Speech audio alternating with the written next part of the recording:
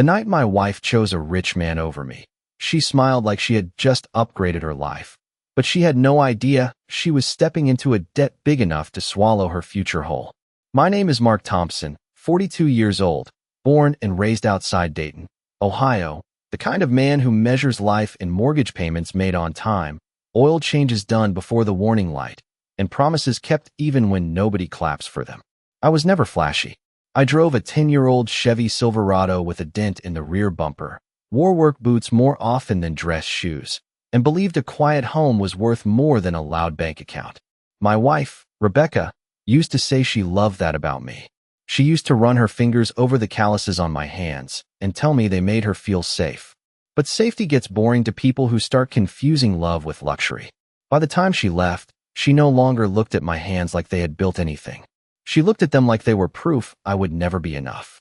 It happened on a Friday evening in late October, the kind of Ohio night where the air smells like wet leaves and chimney smoke, and every porch light on the street makes home feel possible. I came back from the hardware supply warehouse with my shirt still smelling faintly of lumber dust and motor oil. I had stopped to pick up her favorite takeout from the Italian place on Brookside Avenue, chicken piccata, extra lemon, the way she liked it. The bag was warm in my passenger seat. For one stupid mile, I let myself believe we might still sit at the kitchen table and talk like two people who remembered why they started. Then I pulled into the driveway and saw the black Mercedes parked where my truck usually rested. Not just parked, displayed. Fresh wax, chrome shining under the porch light, engine purring like money whispering to itself. Beside it stood Richard Harper, silver hair, tailored coat, watch bright enough to catch every dying inch of daylight. He looked like the kind of man who never carried groceries from the car because someone else always appeared to do it for him. Rebecca stood next to him in the cream wool coat I had bought her for our anniversary, the one she had said was too nice for everyday wear. She was holding 2 suitcases. That was the first thing I noticed. Not her face, not his smile. The suitcases. Our marriage reduced to luggage on a cold driveway.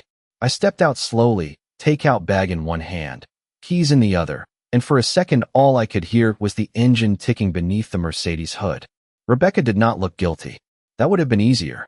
Guilt means part of the person still knows where the line was. No. She looked relieved, like she had finally stopped pretending our life was something worth protecting. Richard gave me a polite little nod, the kind a country club member gives a valet when the car arrives clean. I remember thinking how strange it was that a man could ruin your marriage and still seem bored by the inconvenience. Rebecca took a breath, lifted her chin, and said, "Mark, I am leaving." 4 words. Clean. Practiced. No tremble in them. The takeout bag sagged in my hand, steam pressing against the paper, sauce leaking through the bottom, like even dinner knew it had arrived too late.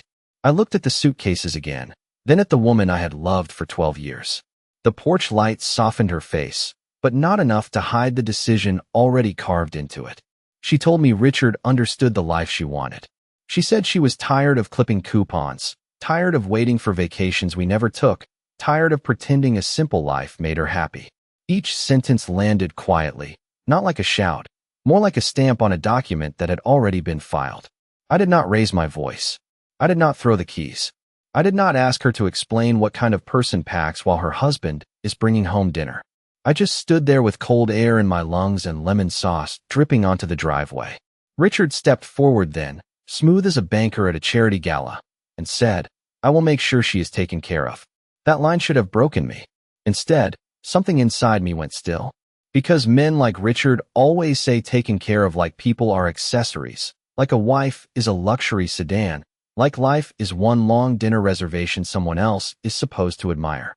Rebecca glanced at him, and the look in her eyes hurt more than the words. Trust. Admiration.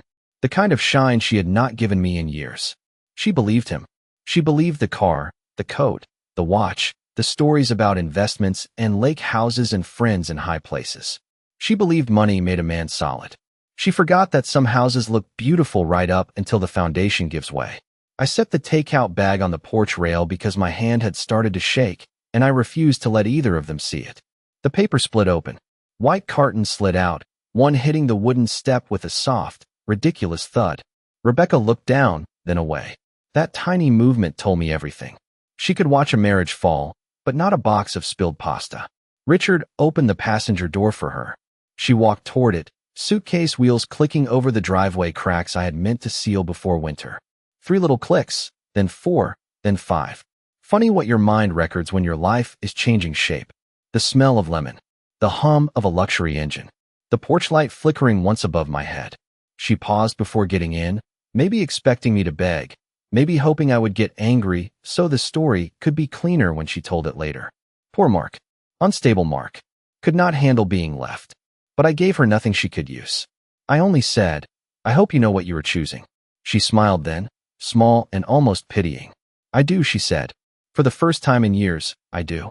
The Mercedes backed out of the driveway, as if it owned the street. I watched the taillights shrink past the maple trees, red dots bleeding into the dark. The neighborhood stayed quiet. A dog barked 2 houses down. Somewhere, a garage door closed. Normal life kept moving with insulting calm. I stood there until the cold found its way through my jacket and into my bones. Then I picked up the ruined takeout, wiped sauce from the porch step with a paper napkin, and walked into a house that suddenly sounded too large for one man. Her coffee mug was still in the sink. Her lavender scarf still hung by the door. On the hallway table, our wedding photo faced the living room, both of us younger, foolishly certain, her smile pressed against my shoulder like she had found shelter there. I turned the frame down, not because I hated her, but because I could not let that version of us watch what came next. Upstairs, drawers were open. Hangers swung empty in the closet. She had taken the jewelry, the dresses, the good luggage, the framed beach photo from Myrtle Beach, even the little ceramic bowl where she kept spare change. But she left the bills on the kitchen counter. Electric, water, property tax notice. The ordinary weight of a life she had decided was beneath her. I sat at the table and stared at them until the house settled around me. Wood creaking, refrigerator humming, wind pressing against the windows like a hand asking to come in. I should have felt rage. I should have felt panic. Maybe I did, somewhere deep under the numbness. But mostly I felt the strange calm that comes when the worst thing finally stops threatening to happen and simply arrives. Around midnight, my phone buzzed. A picture appeared from Rebecca's number. Her hand on Richard's arm inside some downtown restaurant. White tablecloth, wine glasses, a chandelier glittering above them like a crown. Under it, one sentence. I hope someday you find your version of happiness. I stared at that message for a long time. Then I noticed something in the background of the photo, just past Richard's shoulder. A man in a gray suit, blurred but familiar, standing near the bar with a folder tucked under his arm. I had seen him before at the courthouse annex, while filing lien paperwork for a supplier. A collections attorney. My thumb froze over the screen. That was the first hairline crack. Tiny. Almost invisible. But once you notice a crack, you start looking at the wall differently. The house felt emptier than ever after she left. Every creak of the floorboards, every sigh of the wind through the maple trees reminded me that the ordinary rhythm of life could no longer be trusted. I sat at the kitchen table with the bills spread out before me, the numbers printed in black and red like a code I had to decipher, and for the first time in years I looked at our finances not as a routine chore, but as a puzzle with consequences that had already begun to touch her. The electric bill, the property tax statement, the mortgage notice, they were more than pieces of paper. They were the tangible weight of choices, a silent ledger marking who had done what and who had walked away. I poured myself a cup of coffee from the Keurig, the steam curling in the dim light, and as I sipped, I remembered the small habits that used to make our life feel grounded. Rebecca had loved these moments once, the quiet mornings, the smell of fresh coffee in the kitchen, the way sunlight spilled across the countertop and made ordinary things seem like treasures. Now the sunlight did not matter, nor did the smell of coffee. The only thing that mattered was the unfolding reality of her decision. I started reviewing the documents she had left behind, receipts, account statements, even the occasional letter addressed to her from the bank. Each line revealed subtle threads of Richard Harper's life that I had only seen in passing, small hints that all was not as perfect as it seemed. He carried a debt, obligations that were invisible from the outside but pressing and real, and it was only a matter of time before they would intersect with the life she had abandoned. I traced each entry carefully, noting dates, amounts, and patterns, creating a mental map of a situation she had chosen to ignore in her pursuit of luxury. Outside, The wind pressed against the windows as if reminding me that the world continues moving regardless of heartbreak. I realized that while she had assumed her choice would secure her a golden path, the reality was far different. Every payment Richard had postponed, every interest accrual, every loan that had been shifted around like a deck of cards waiting to fall, would become her problem. It was not a revelation filled with vindictive satisfaction. It was simply the quiet recognition of consequences. I thought about the years I had spent building a life with her, the steady routines that marked each day. Waking before sunrise to check the work site, clocking in for long hours at the warehouse, returning home to make dinner, helping with household chores, balancing budgets, and paying bills. Those routines had seemed mundane at the time, but they were a framework of stability, a testament to responsibility and patience. Watching her leave had forced me to confront how much of our life had been invisible to her until she believed there was something more glamorous elsewhere. The irony settled quietly in the room like dust. She had pursued wealth without understanding its hidden burdens. I opened the folder on the counter containing her bank statements and Richard's known obligations. The numbers painted a story of risk, of borrowing, of dependencies that were not sustainable. My fingers traced the lines of figures, and I could imagine her frustration in the coming months as she would have to reconcile her choices with reality. This was not about revenge or satisfaction. It was about recognizing the truth that had been hidden behind charm, status, and appearances. I found myself planning not with malice, but with clarity, noting where the obligations intersected with her accounts, imagining how the debts would ripple through the life she had hastily built with Richard. Each discovery was a small revelation, a layer peeled back from the glossy exterior she had been chasing. Outside, the first hints of dawn were stretching across the driveway, soft pale light washing over the black Mercedes and the now empty porch. I could hear birds beginning their morning calls, unaware of human drama unfolding just beyond the window. I poured another cup of coffee and sat quietly, letting the early morning calm settle over me while my mind worked through the patterns I had uncovered. It was methodical, deliberate, and strangely empowering.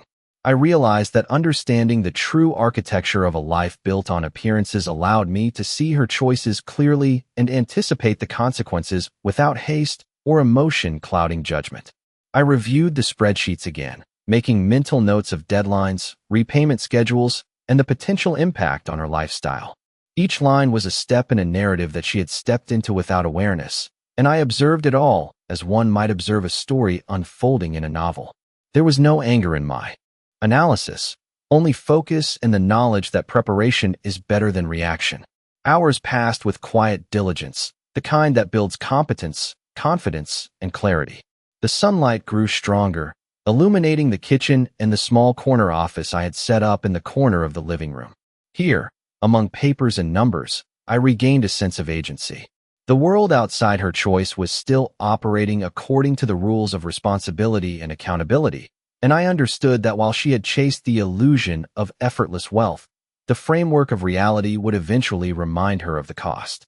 I leaned back in my chair, took a deep breath, and let the quiet understanding settle. In the stillness of the morning, I found a strange kind of peace, the recognition that life moves forward, that lessons are learned not always through instruction but through experience, and that those who pursue appearances without substance will eventually face the full measure of their decisions. I remained calm, focused, and quietly aware, knowing that each step she had taken would soon bring clarity, and that the stability I had built through diligence, patience, and attention to detail would stand firm even as her world adjusted to the consequences she had unknowingly accepted. By mid-morning, the sunlight poured through the kitchen windows and lit up the edges of the bills and spreadsheets that I had been studying, highlighting the sharp contrast between the ordinary life I had maintained and the precarious reality she had stepped into. I walked through the living room, touching the back of the sofa where she had once rested her head against my shoulder during quiet evenings, and I realized how small gestures like that build trust, how they accumulate into a sense of security, and how easily that security is dismantled when someone pursues only surface appearances. I brewed another pot of coffee, letting the rich aroma fill the room as if it could anchor me to a sense of normalcy, while my mind traced the web of financial obligations that had already begun to entangle her life. I reviewed every statement, every note, every tiny detail of debts Richard had acquired. Over the years, understanding that what appeared as wealth was, in fact, a series of balances that could topple without warning. It was methodical work, a quiet examination of cause and effect, and in that methodical process, I felt a subtle resurgence of control. The house remained quiet, except for the hum of the refrigerator and the distant sound of a neighbor's lawnmower, but the stillness allowed me to think clearly. I imagined her waking in her new home, perhaps assuming her life had improved, only to confront bills, interest notices, and payment deadlines she had not anticipated. I pictured the moment when the veneer of security would crack and she would be forced to understand that wealth without knowledge is a fragile construct. I sat down at the corner desk, opening my laptop to organize the information, creating tables and notes, connecting debts to income, analyzing timelines, and projecting the ripple effects. Each calculation reinforced the understanding that every decision has consequences and that responsibility cannot be outsourced or ignored. I allowed myself to recall the years we had spent together, the mornings of breakfast with toast and coffee, evenings arranging furniture, balancing the household accounts, and learning the rhythm of compromise. Those routines had seemed mundane, but were the framework of a life lived with integrity, and now, observing her absence, I saw their value more clearly than ever. I considered how easily she had been seduced by the appearance of success, how she had ignored the careful construction of stability in favor of glittering surface impressions. The realization was not accompanied by anger or bitterness. It was a sober acknowledgement of patterns repeating themselves in human behavior, the allure of immediate gratification, and the blindness to underlying risk. I mapped out the intersection of her lifestyle with Richard's obligations, noting the schedules of payments, the dependencies, and the pressures that were invisible from a distance. Each entry was a thread that could unravel and affect the life she believed was secured. I imagined her facing phone calls from lenders, letters from banks, and the subtle, but persistent stress that comes from managing what is more than one can reasonably handle. It was not about satisfaction. It was about clarity, observation, and the recognition of natural consequences. Outside, the trees swayed in the wind, leaves brushing against the windows, creating soft, rhythmic sounds that contrasted with the intensity of my thoughts. I made notes on the margins of papers, highlighted key dates, and structured a timeline that would allow me to understand the unfolding of events as they occurred. The process was absorbing, precise, and grounding, allowing me to detach from emotion enough to see the situation with perspective. I recognized that knowledge provides power, not in a manipulative sense, but in the ability to anticipate and prepare for eventualities. I reflected on our shared history, the mundane moments, the shared responsibilities, and the way they had accumulated into trust that had been taken for granted. The house itself, filled with light, smell of coffee, and echoes of previous laughter, became a sanctuary for thought, a place to analyze rather than react impulsively. I let the morning stretch, observing small details, the angle of sunlight on the countertops, the pattern of shadows on the floor, the quiet ticking of the wall clock. These ordinary markers of time allowed me to chart the extraordinary unfolding of events that were set into motion by choices made in haste or without full comprehension. I considered the chain reaction that would occur as Richard's obligations manifested in her life, the meetings she would attend, the phone calls she would answer, and the letters she would read, all subtly eroding the illusion of effortless security. As I sipped my coffee, I felt a mixture of calm focus and anticipation, not for revenge, but for the natural correction of imbalance. I had maintained my life with diligence and patience, and those principles remained intact even in the face of her departure. The knowledge that actions have consequences, and that unexamined choices carry their own weight, settled over me like the steady warmth of morning sunlight. I continued to organize, analyze, and note the rhythm of preparation, soothing in its predictability, providing clarity and a sense of agency. It was in this meticulous observation, in the careful charting of information, that I found my grounding, knowing that the truth, when revealed naturally, carries a force stronger than any words of confrontation or displays of anger. Each hour passed quietly, methodically, and the morning shifted slowly into noon, and as the light moved across the kitchen floor, I understood that the unfolding consequences were only a matter of time, and that clarity, foresight, and attention to detail would allow me to witness events without being consumed by emotion. By noon, the house had stopped feeling empty and started feeling honest. That sounds strange until you have stood in rooms where someone you loved used to perform happiness like a part she had memorized. Without Rebecca moving through the kitchen with that polished little sigh, without her phone glowing face down beside her plate, without the soft judgment in her eyes every time I mentioned overtime or a repair bill, the silence did not feel peaceful exactly, but it felt clean. I made a turkey sandwich, ate it standing over the sink, and watched a delivery truck roll past the house slowly, its tires hissing over damp pavement. Normal people were still ordering packages, mowing lawns, signing for envelopes, answering doors. My life had split open the night before, but America kept moving on schedule. At 1:15, I drove to work because sitting in that house too long would have turned thought into something darker, and I had learned a long time ago that motion saves a man from himself. The warehouse sat 12 miles away, just off Interstate 75, a long gray building with loading docks, forklift lanes, and the smell of cut lumber baked into the walls. I had been operations manager there for almost 8 years, the kind of title that does not impress anyone at a dinner party but keeps 36 people paid, shipments moving, and contractors from calling angry before sunrise. My truck fit there. My boots fit there. My life made sense there. When I stepped inside, the familiar sound wrapped around me. Backup alarms. Beeping, pallets sliding, men calling out measurements, the sharp tear of packing tape, the radio by the office playing classic rock low enough to ignore. Ordinary noise. Useful noise. The kind that does not ask how your heart is doing. My assistant manager, Paul Merrick, looked up from a clipboard and paused half a second too long. Paul was 53, bald, broad-shouldered. With reading glasses he refused to admit he needed. He had been through 2 divorces, 1 bankruptcy, and a knee replacement, which meant he could detect personal disaster the way farmers smell rain. He said, "Morning, Mark," even though it was afternoon. I said, "Morning, Paul," because some lies are really just manners. He handed me a stack of delivery slips and did not ask anything. That was why I liked him. Good men do not always pry. Sometimes they just give you something solid to hold. I spent the next 3 hours checking inventory, approving routes, and fixing a scheduling issue for a contractor in Springfield who needed 2,000 board feet of treated lumber delivered before Monday. Work narrowed the world to numbers I could control. Truck 3 had a brake light out. Dock 4 needed a new rubber bumper. The Anderson job was short 8 sheets of drywall. Problems, yes, but honest ones. You name them, you solve them, you move on. Marriage should have worked like that. Name the crack. Fix the leak. Reinforce the beam before the roof complains. But Rebecca had stopped naming anything. She had simply started shopping for a different house to stand under. Around 4:30, while I was in my small office reviewing purchase orders, my phone buzzed again.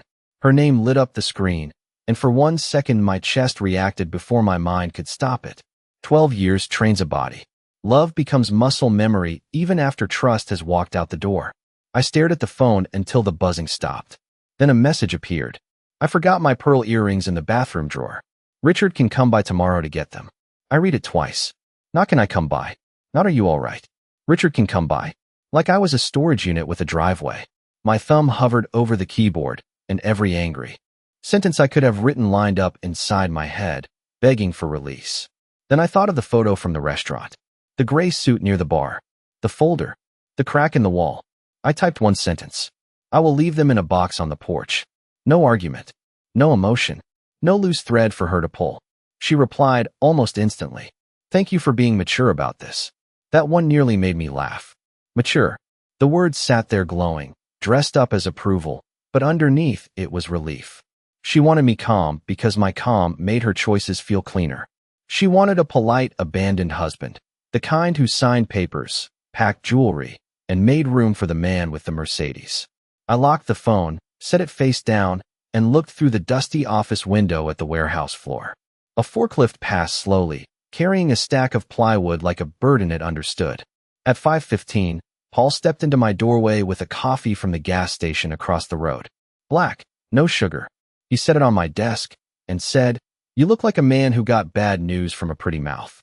I looked up. He shrugged. I have seen that face in my own mirror. For a moment, I said nothing. The warehouse noise filled the gap. Then I told him the clean version. Rebecca left. Rich guy? Suitcases. Mercedes. Paul listened without changing expression, but his jaw tightened a little at the edges. When I finished, he nodded toward my phone. She will try to make you prove you are still useful. Do not do it. That sentence landed harder than I expected. Not because it was dramatic, but because it was true. People who leave you for an upgrade still reach back for your reliability. They want the new life and the old safety net. They want champagne evenings and someone else to remember where the insurance cards are kept. Paul leaned against the doorframe and said, "You got a lawyer?" I told him not yet. He looked at me over the rim of his gas station coffee and said, "Get one before kindness costs you money." There it was again. Money. The quiet bloodstream of every choice people pretend is only about love. After Paul left, I pulled up the county public records website on my work computer, not because I wanted trouble, but because clarity had become necessary. Richard Harper. The name looked different in a search bar than it had standing beside my wife. Less polished. More searchable. I found property filings first. A condo downtown. A lake house listed under a limited liability company. A commercial building with 2 liens attached. Then court records. Civil collections. A judgment from a private lender in Columbus. Another case dismissed without prejudice, which meant it could come back like mold behind fresh paint. My fingers went still on the mouse. The Mercedes, the watch, the tailored coat, the wine glasses, all of it began to look less like wealth and more like staging. I printed nothing. I downloaded nothing. I only looked. Sometimes knowledge is safer when it stays quiet. But as I read, the picture sharpened. Richard had built a life on borrowed altitude, and now Rebecca had climbed onto the platform just as the bolts were loosening. At 6:40, I shut down my computer, locked the office, and walked out into the cold evening. The sky over the warehouse was bruised purple, the parking lot lights flickering awake one by one. I sat in my truck for a long minute before starting the engine. My hands rested on the steering wheel, steady now. Not happy, not healed. Steady. The man she left in the driveway had been stunned, hollowed out, still holding warm takeout like a fool who arrived late to his own ending. The man driving home that night was different by one quiet degree. He had seen the first page of the story behind Richard Harper's smile. And for the first time since Rebecca's suitcases rolled across my driveway, I understood something with absolute certainty. She had not escaped my simple life. She had walked straight into a complicated one. Driving home from the warehouse, I kept the radio off because some kinds of silence deserve to be heard. The road back to Brookside Avenue ran past strip malls, gas stations, a closed furniture store, and the church where Rebecca and I had once volunteered during a Thanksgiving food drive, back when she still believed kindness counted for more than appearances. The traffic lights changed. Over empty intersections, red to green to yellow, the city moving by rules no one argued with. I wished marriage had signals that clear. Stop. Go. Slow down before the crash. By the time I pulled into my driveway, the porch light was on, throwing a pale circle over the step where the takeout had split open the night before. I sat there with both hands on the wheel, looking at the house like a man returning to a crime scene where nothing illegal had happened, but everything sacred had been stolen. The place looked the same from the street. White siding, black shutters, 2 maple trees dropping wet leaves along the walkway. A small American flag clipped to the porch post from Labor Day, still there because I had forgotten to take it down. Ordinary, respectable, quiet, the kind of house people pass without wondering what ended inside it. I got out, carried my work bag in, and the smell hit me first. Lavender. Her scarf by the door. Her lotion in the hallway. Her absence wearing her perfume like a cruel joke. I took the scarf down, folded it once, and placed it in the box with the pearl earrings she wanted Richard to collect. I found the earrings exactly where she said they would be, in the right drawer of the upstairs bathroom, tucked beside a lipstick, a travel-sized perfume bottle, and the receipt from the cream coat I had bought her. The receipt was faded, but I could still read the date. Our 10th anniversary. $289.95, more than I should have spent that year. I remembered standing in that department store at the Dayton Mall, holding the code against my chest, hoping the woman behind the counter could not see how nervous I was about the price. Rebecca had cried when she opened it. Real tears, I thought. Maybe they had been real then. That is the cruel part. The past does not become fake just because the ending fails. Some of it was true. Some of it mattered. That makes the betrayal sharper, not softer. I placed the earrings in their velvet pouch, set them in the box, and carried it downstairs. The hallway felt longer than usual. Every picture on the wall had become a witness. Myrtle Beach. Her birthday in Nashville. The pumpkin patch outside Lebanon where she had worn my flannel shirt and laughed at how badly I carved a jack-o'-lantern. I did not tear them down. A younger man might have. I only turned each frame face down, one by one, until the hallway stopped looking backward. In the kitchen, I made a simple dinner, eggs and toast, because cooking for one after years of cooking for two feels like learning a language nobody wants to speak. I ate at the table, the same table where she had once circled vacation rentals in Florida and told me someday we would stop being practical. I had said practical keeps the lights on. She had smiled then, but not kindly. I could see that smile now for what it was, the first small funeral for her respect. After dinner, I opened my laptop again. Not to obsess, not to punish myself, to understand. Richard Harper had been a rumor wrapped in cologne until that afternoon, but records have a way of stripping perfume off a man. The commercial building with two lanes belonged to Harper Development Group. The lake house was owned by Harper Leisure Holdings, a company registered to an office suite downtown that also housed 3 other limited liability companies with names polished enough to hide dust. I searched the county recorder, the state business database, and old news articles from local papers. The pattern came slowly, then all at once. Richard bought attention with borrowed money. He refinanced before the paint dried. He moved assets between companies like a man rearranging deck chairs while pretending the ship was a yacht. There were unpaid contractor claims, delayed settlements, tax issues marked as resolved after payment plans, and one lawsuit from an investor who alleged misrepresentation before the case disappeared into a sealed agreement. That word sat on the screen like a locked door. Sealed. People think secrets vanish when paperwork closes around them. They do not. They just wait for pressure. At 9:20, my phone buzzed. Rebecca. Not a message this time. A call. I let it ring until the final vibration faded. Then came the text. Richard will stop by at 10 tomorrow morning. Please do not make this uncomfortable. I looked at those words and felt something cold but useful settle behind my ribs. Please do not make this uncomfortable.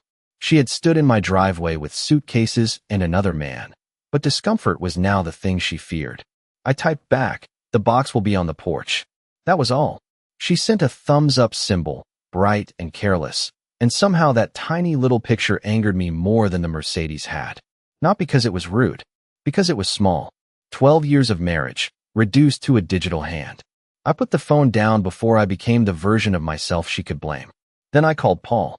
He answered on the second ring, television noise in the background, probably some old football replay. I told him what I had found in the public records. He listened, then exhaled slowly. Sounds like Rich on credit, he said. I asked him if he knew a good attorney. Not because I planned to chase Rebecca, not because I wanted some courtroom circus, but because when a spouse leaves, money turns into weather. You prepare before the storm reaches your roof. Paul gave me a name. Helen Carver. Family law, business background, no nonsense. He said she had helped his cousin keep a divorce from turning into a bonfire. I wrote the number on the back of the electric bill Rebecca had left on the counter. That felt appropriate. After the call, I sat in the dim kitchen and listened to the refrigerator hum. There are moments when a man realizes his pain needs structure. Without structure, it spills everywhere, into messages, into phone calls, into begging, into anger, into bad decisions made at midnight. Structure turns pain into a file folder, a phone number, a bank statement, a boundary. So I made a list. Separate accounts. Change passwords. Copy mortgage documents. Photograph the condition of the house. Inventory shared property. Schedule attorney consultation. Not dramatic things. Necessary things. Each line steadied me. Each checkmark felt like one nail driven into a new frame. Around 11, rain started tapping the windows, soft at first, then steady. I walked to the front room and looked out through the blinds. The driveway was empty where the Mercedes had been. Tomorrow Richard would stand on my porch, probably wearing another expensive coat, probably expecting me to hand over a little box like a defeated man returning tribute. He would see a quiet house, a polite husband, maybe even pity me. Let him. People like Richard mistake quiet for weakness because quiet has never sent them an invoice. I turned off the lights, climbed the stairs, and stopped outside the bedroom. The bed was made on her side because she had not slept in it. Mine was wrinkled from the night before, one pillow pressed flat, the sheets twisted. I stood there, feeling the full weight of the first night that was truly mine alone. Then I did something I had not done in years. I slept in the middle of the bed. Not out of spite. Out of space. At 6 the next morning, I woke before the alarm, the room gray with early light, the rain gone, the world washed clean. For one brief second, I reached across the mattress out of habit and touched only cold sheet. The ache came, sharp and familiar. Then came the memory of Richard's records, the liens, the judgments, the sealed case, the debt dressed up in a luxury watch. I got up, showered, shaved, and put on a clean blue work shirt. At 9:58, I placed the box on the porch rail. At 10 exactly, a black Mercedes rolled up to my curb. Richard stepped out, smiling like a man arriving to collect something that already belonged to him. He did not know I had spent the night reading the foundation under his mansion. He did not know the ground was already moving. Richard stepped onto the porch, his polished shoes clicking against the concrete like he owned every inch of space between the black Mercedes and the front door. He carried himself with the same effortless confidence he had the night Rebecca left, unaware that the carefully constructed facade he relied on was now thin as paper.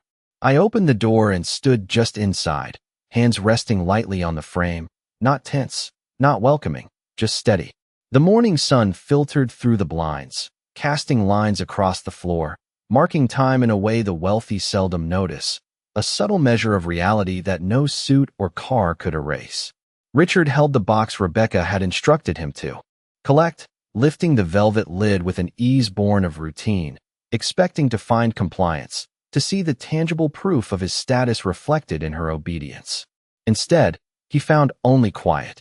I gestured toward the living room where the box sat on the rug, untouched, and his eyes flicked to mine, searching for a clue of weakness, of hesitation, anything that suggested I might still be undone. I did not move. I did not speak. Richard set the box down carefully, as though it were fragile enough to break the world itself, and for a moment the space between us was measured in seconds, like the pause before a bell tolls.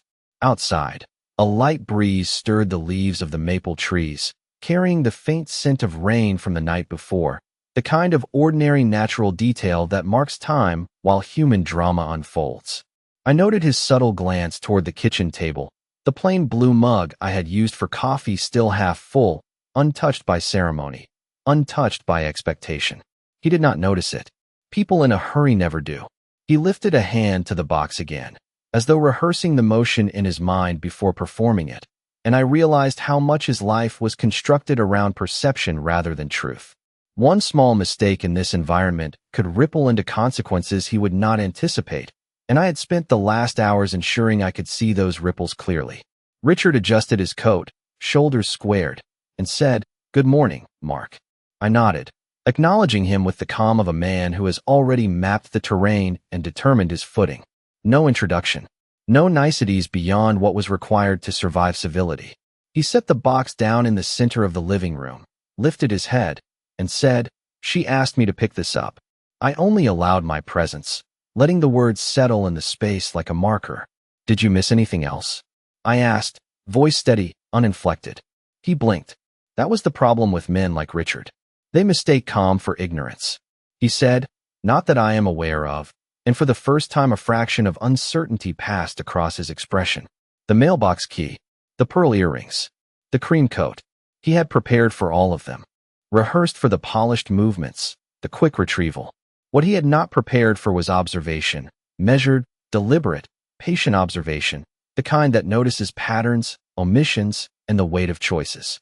I walked slowly around him, keeping a distance that respected physical space but asserted presence, noting the angle of the sunlight across the floor, the slight dust along the baseboards, the faint hum of the refrigerator, the way ordinary details become evidence when perspective shifts. He lifted the lid of the box again, glanced inside, and paused as if realizing that no reaction on my part would prompt him forward. The entire structure of his certainty relied on compliance, on fear of embarrassment or confrontation, and he found neither. I said, "You will leave the box here. Not because I want it, not because I wish to claim it, but because I will not be the facilitator of a life constructed on borrowed stability." Richard looked at me, his jaw tightening imperceptibly, and I allowed the pause to extend long enough to measure his comfort against mine. Outside the window, a car passed slowly, its tires whispering over wet pavement, and the mundane world continued moving along its axis while the tension in the living room stretched and thinned like fog. He nodded once, carefully, then straightened, picking up the box, and walked backward toward the door as if retracing each motion in reverse. He paused at the threshold, gave a polite nod, and for a brief instant, I saw the first flicker of calculation, the realization that all was not as predictable as he had believed. The door closed behind him, and I listened to the Mercedes engine as it started, idling for a moment before rolling away. I walked to the living room, set my hands on the box without opening it, and felt the weight of decisions not yet mine to claim, the consequence not yet realized, the clarity of knowing that what she had sought was far less certain than she imagined.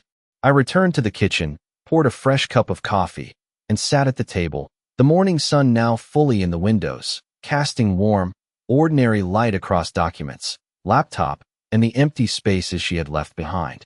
The quiet settled around me, steady and intentional, like the beginning of a day constructed by knowledge, patience, and measured preparation.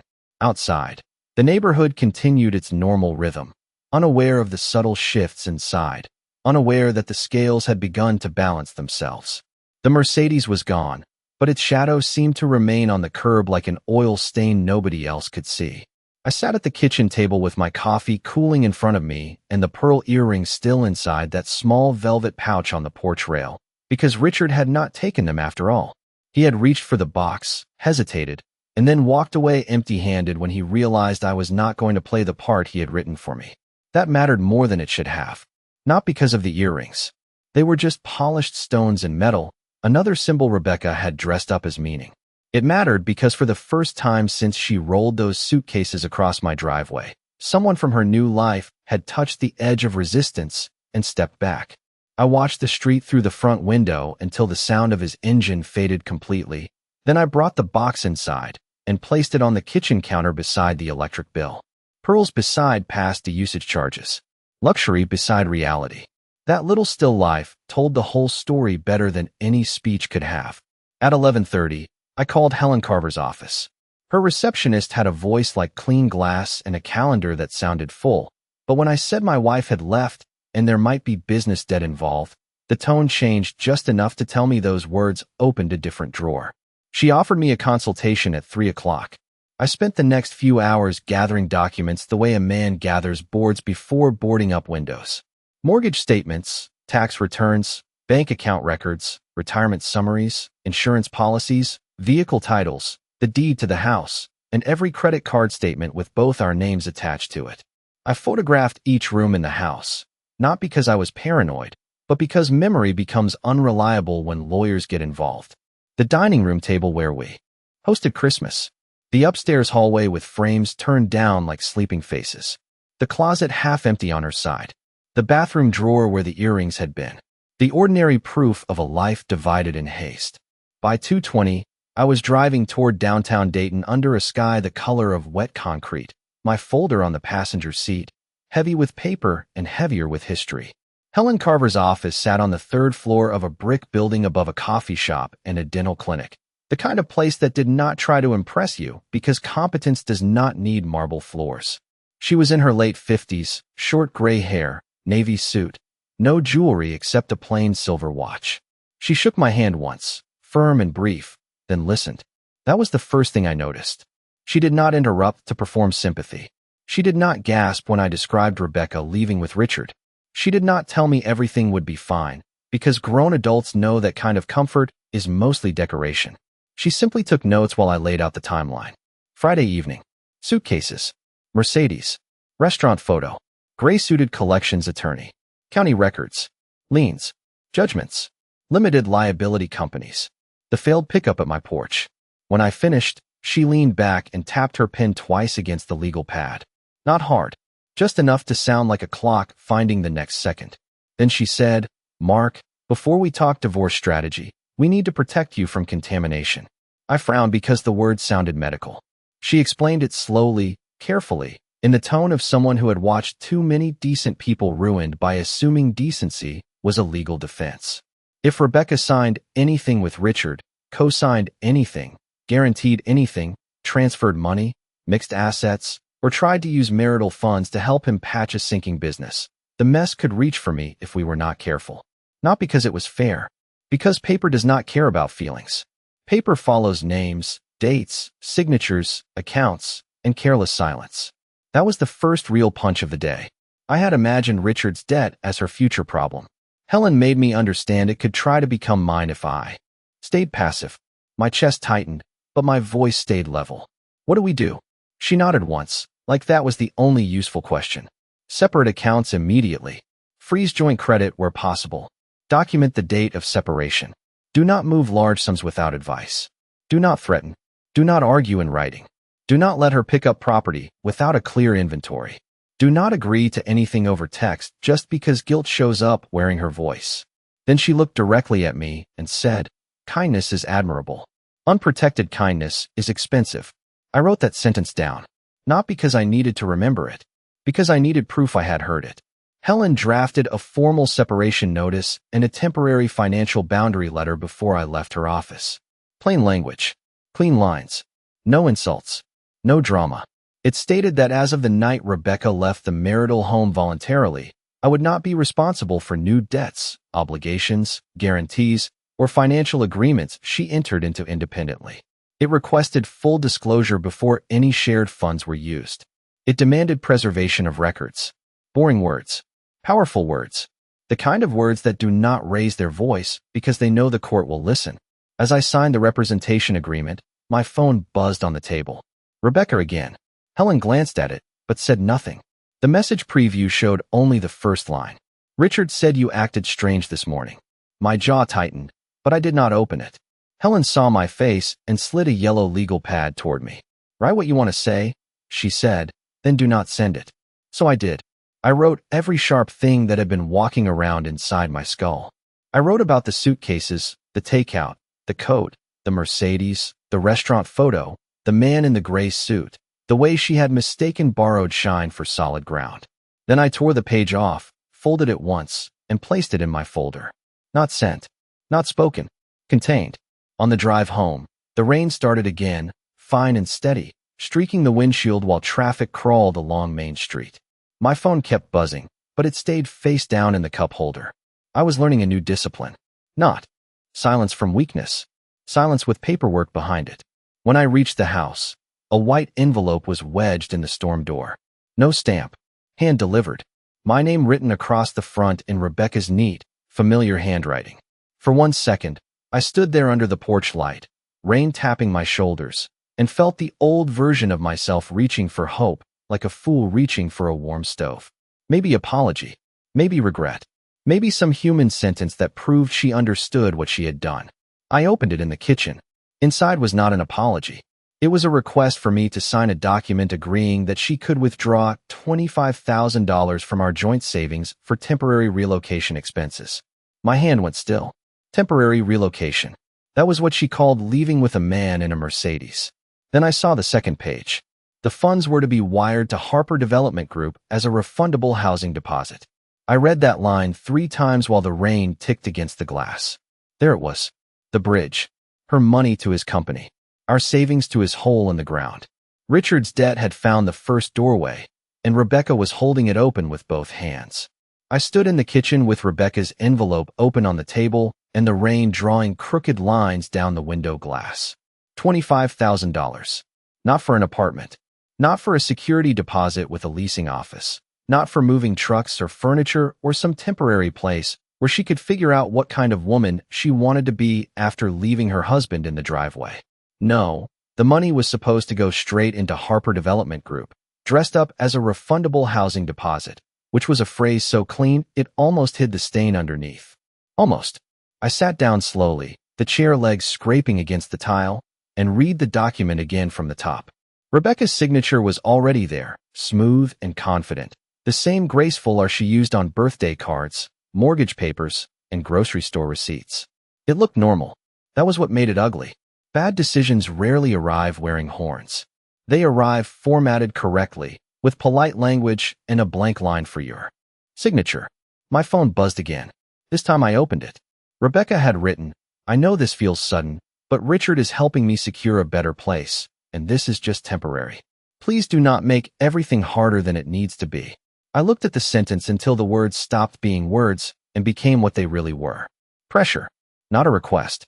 Not a conversation. Pressure wrapped in soft paper. I took a picture of every page, forwarded it to Helen Carver, then placed the original in a folder marked separation, a word that felt too mild for what was happening. Helen called me 12 minutes later. Her voice was calm, but there was steel under it. "Do not sign that." I said I had not planned to. She paused, and in that pause I heard how many men before me had planned to be reasonable until reasonable cost them their savings. She told me Harper Development Group was not a residential leasing company in any ordinary sense. It was a business entity, and sending marital funds there could look like an investment, a loan, or a voluntary transfer, depending on how badly someone wanted to twist it later. Then she said the sentence that made the kitchen feel colder.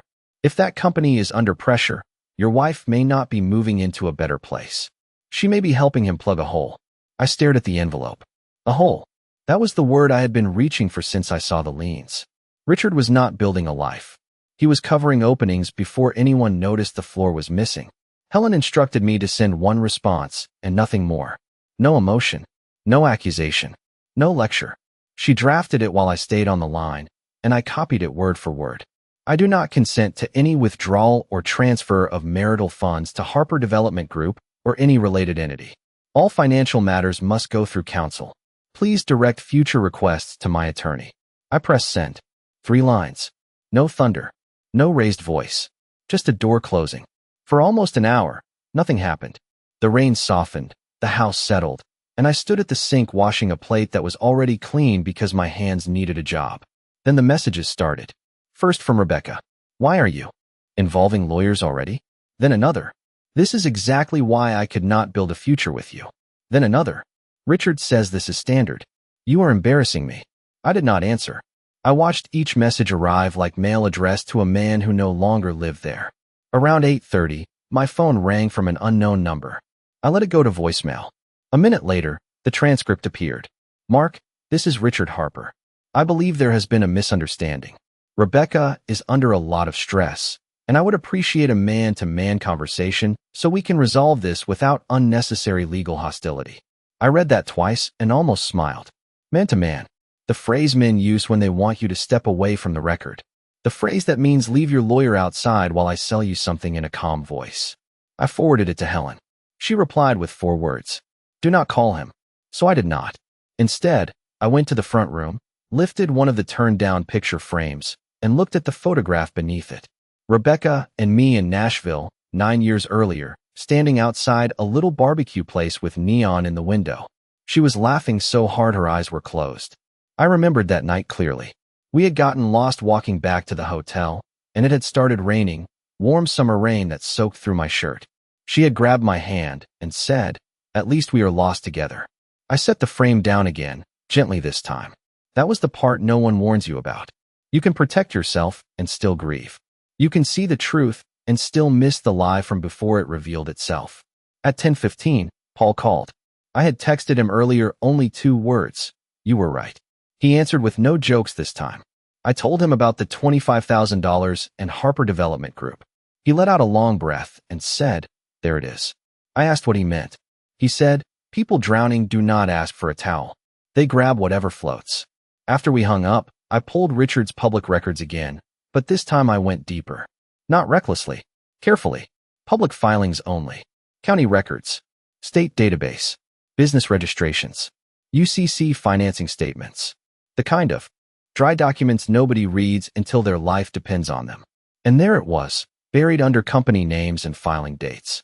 Harper Development Group had pledged equipment, receivables, and membership interests as collateral to 3 different lenders in less than 18 months. 3 lenders. 1 company. One shrinking circle. I wrote the dates down. Then I found a notice of default filed by a private finance firm in Cincinnati. It was only 2 weeks old. 2 weeks. That meant when Richard stood in my driveway beside my wife, shining under my porch light like a better future, his company was already being hunted by creditors. The room seemed to narrow around me. Not from fear. From focus. Rebecca had not simply left me for wealth.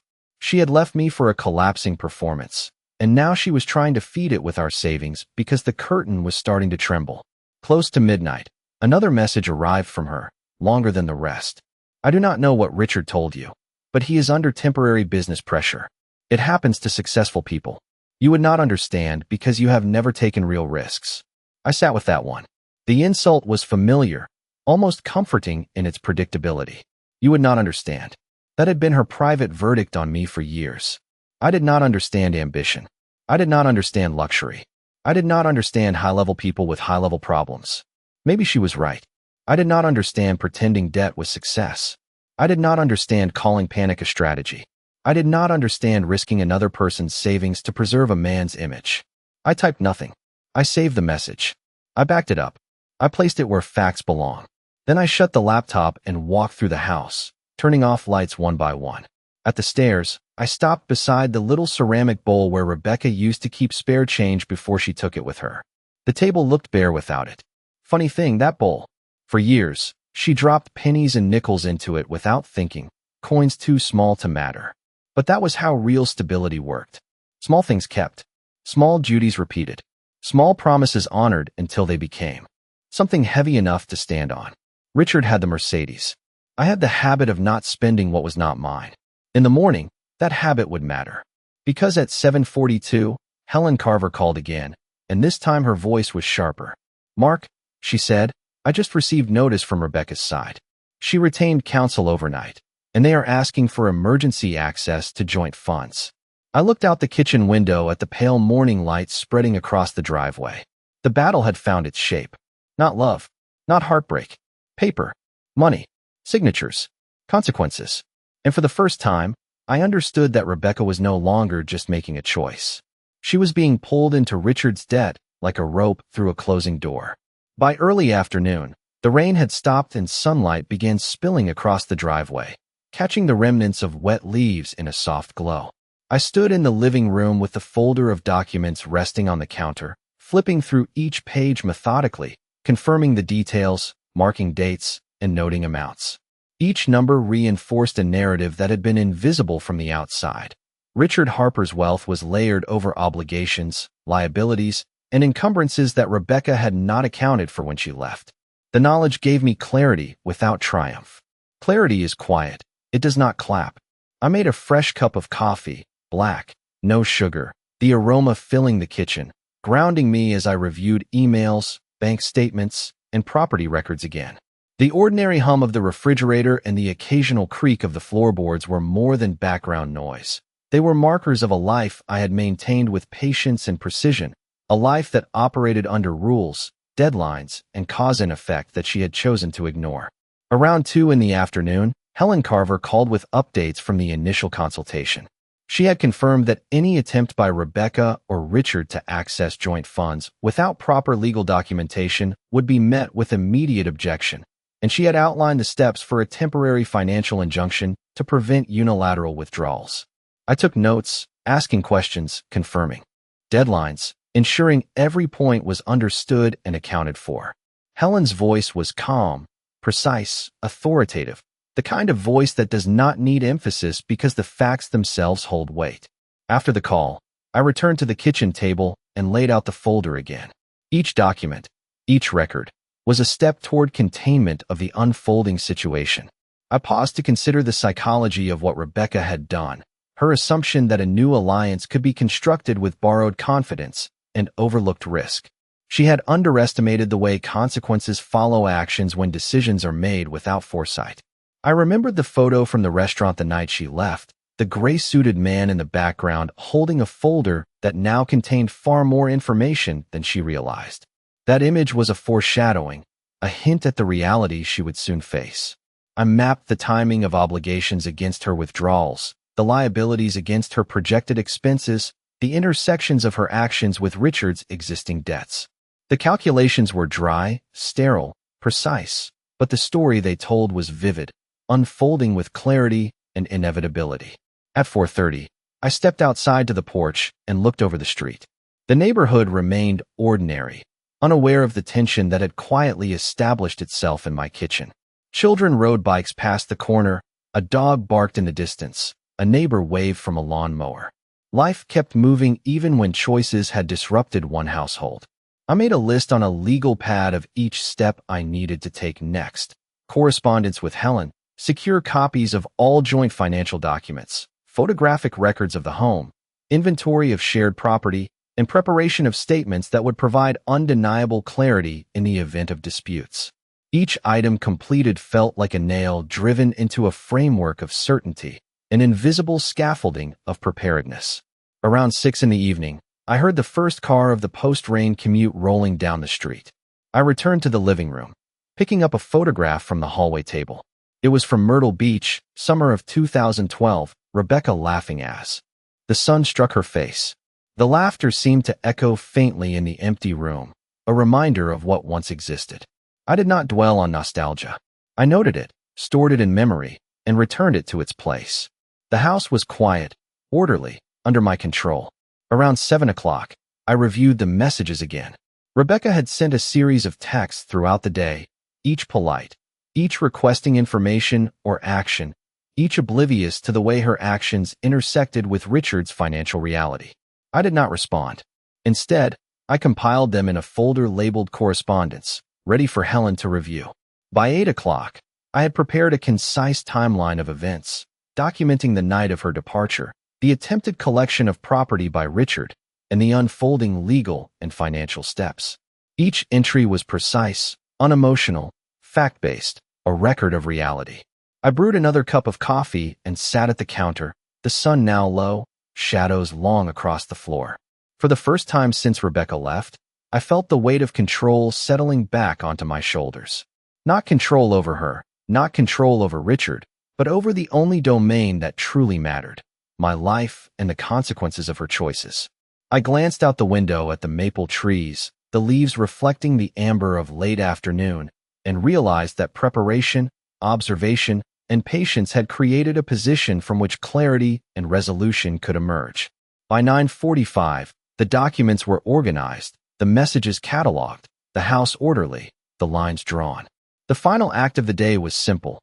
I sat back, inhaled the aroma of coffee, and let the quiet settle around me. The storm outside had passed. The storm inside had taken shape, framed by facts, by preparation, and by the understanding that actions have consequences that cannot be ignored. Tonight, I would sleep with that knowledge intact, knowing that the first domino had been set, and that tomorrow, the unfolding would continue on terms I had chosen, not ones dictated by assumption, impulse, or borrowed appearances.